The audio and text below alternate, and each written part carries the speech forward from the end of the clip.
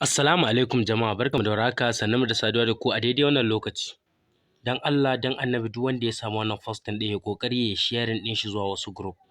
Domin ta'addancin da Igbo suka yi ma Hausawa a Abuja, abin da zai baka haushi da baƙin ciki shine duk cikin waɗannan shugabannin Arewa da manya wanda suka fito suka yi alawadai ɗin nan game da abin da watannin tsinanniyar wato Deborah wanda ta yi a Sokoto, wanda shi ne ya sa suka fito suka ce wai sun yi alawadai da lamarin, kun ji su shiru. An kashe musulmai fiye da mutum 30, an raunata mutane da ba a san adadinsu ba ma. A yanzu hakan nan akwai wanda da yawa da safen nan ma suka rasu a gadon asibiti. Amma abin da zai ba ku haushi da ban takaici shine har yanzu babu wani daga cikin shugabannin Arewa da ya fito ya magana. Yanzu kai tsaye kafin ku ji abin da ya faru ma na farko, tun farkon musabbabin rikicin har zuwa ƙarshen abin, ya kamata ku fara sauraron abin da su Iban suke faɗi a nan wurin. Inda suna magana akan wai su je su ɗibo bindigu. Kun faji su je su ɗibo bindigu. Sai ka ce wasu jami'an tsaro. See war. Jazz no word for this one, no. Jazz no word for this one.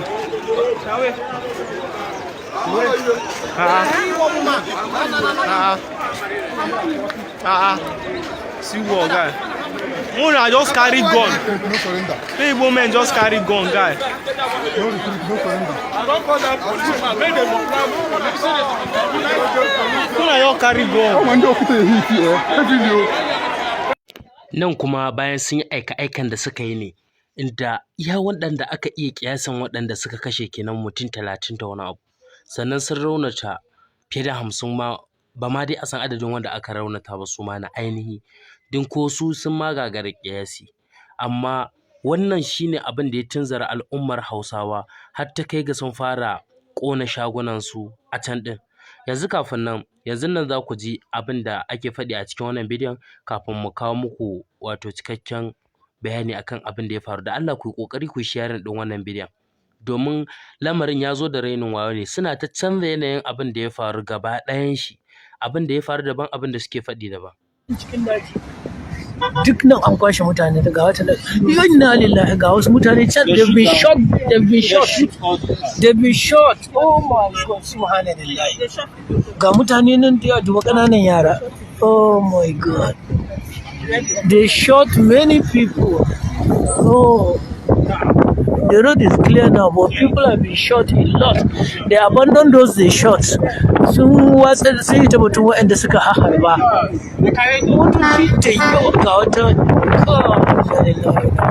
ita ma. Ina sarki musulmi, sarkin Sokoto, to ga fa abu ya faru. Ina a Sanatar Shehu Sani Kaduna, ina Atiku Abubakar, ina Sheikh Balalau, sannan kuma da duk wanda suka nuna alhininsu da alawadai na lokacin kisan Deborah akan ta'addancin da ta yi. Yau an waye gari ƙabilar Igbo suna kashe Hausawa babu gaira babu dalili akan abin da ba wai ya ma faru ba ne bisa wai rigima ko wani abu. Ƙaran kwana da tsautsayi shi ya kawo al'amarin. Ga mafarin rigiman tun farko. Wata inyamura ne ta zo ta samu ɗan acaɓa wanda ya kasance Bahaushe. Sannan ta buƙaci ya kai ta inda take son su je tare. Suna cikin tafiyansu sai aka samu hatsari da motan da ke ɗauko gas, babban mota. Bayan an samu hatsari sai ya zamana cewa bayan hatsarin duk da ya kasance shi ɗan acaɓan shi ma ya raunata sosai. To amma kuma ita wato waɗannan wato ƙabilan inyamuran wanda ya ɗauko ta, ita kuma wato lamarin ya kai ga hakkanta ya fashe ta mutu. A take a gurin sai mutane suka taru suka yi cincirindo, da ƙabilun da ke wurin suka zo, da suka bi wato sababin abin da ya faru na hatsarin, sai suka gane cewa ai 'yar uwansu ce wato inyamura ita ce ta mutu. Don haka sai suka fara ihu. Bayan mutuwar tata da mutane suka zo suka taru a wurin, sai ƙabilu wanda suke wurin wato na Igbo suka zo.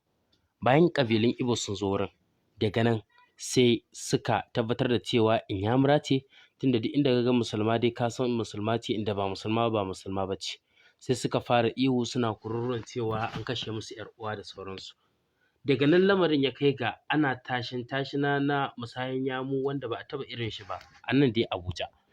Daga nan abu na gaba shine sai wannan posting wanda kuka ga yayi na farko wanda suke cewa wannan abu yayi yawa ya kamata su je su ɗibo bindigu. Bari ma mu ƙarasa muku yanzu. See war. Omo, Jazz no word for this one, no. Jazz no word for this one.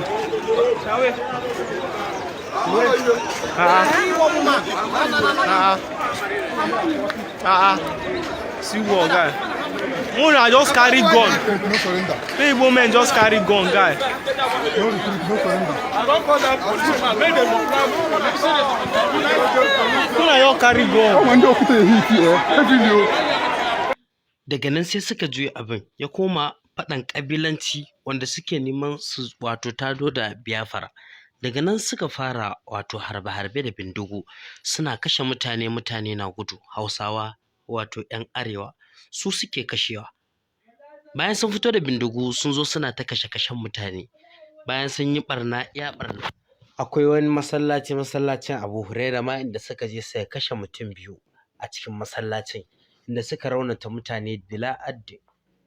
Bayan tafiyarsu ne daga bisani ganin rashin adalcin da Hausawa suka ga an musu ba tare da wani hukuma ta hubbasa a wurin ba yasa su ma suka kwaikwayi abin da 'yan ƙabilan Ibo suka yi na ɗaukar doka a hannu, amma su ba kisa suka yi ba don ba su kashe ƙabilan Ibo ko ɗaya ba, sai dai sun je sun bi wato kasuwanninsu inda suke har da Hausawa ma. Kasancewar kasuwa ce wanda ta haɗa Hausawa da Inyamurai amma su sun fi yawa, sai Hausawa suka yi kan mai uwa da wabi suka ƙona shaguna da dama a wajen nan. Wannan shine gaskiyan abin da ya faru, amma akasin haka ake ta yaɗawa. In dai ka je ana magana akan adalci ko alawadai, to al'umman Hausawa su ne aka wato taɓa, ko kuma a'a su ne suka ga rashin adalcin yayi yawa suka taɓa sai kaga an zo ana alawadai. Amma idan su aka kashe aka cuta za ka ji manyan arewanmu sun yi ƙus. Ku duba ku ga lokacin da aka kashe wancan tsinanniyar mace guda ɗaya, mace ba ma namiji ba guda ɗaya, kuma laifi ma ta yi ja. Da aka kashe ta shugabannin arewa kafin ka ce ofa sun fito suna ta alawadai suna surutansu. Baitin lamarin ya zo da fahimtar mutane sosai an cire magana aƙida da komai, an fuskanci gaskiya da gaskiya. Da abin da shugabannin nan za su yi masu ya wuce hakan muni, domin har yanzu ba a sako su ba. Idan ƙabilu aka yi ma abu nan da nan za ku ga duk inda wanda suka yi laifin nan suke an je an kamo su, amma idan Hausawa aka yi ma shiru za ka ji, ba wanda zai magana balle bin kadi, saboda mu ba a ɗauke mu a matsayin rayuka ba. Kada ku manta ku yi ƙoƙari ku yi sharing wannan bidiyon sannan ku danna link domin kallon cikakkun bidiyoyi a wanda ya danganci wannan rikici, wanda wato su Facebook ba za su ba mu daman ɗaurawa a ciki ba. Muna godiya da ziyara.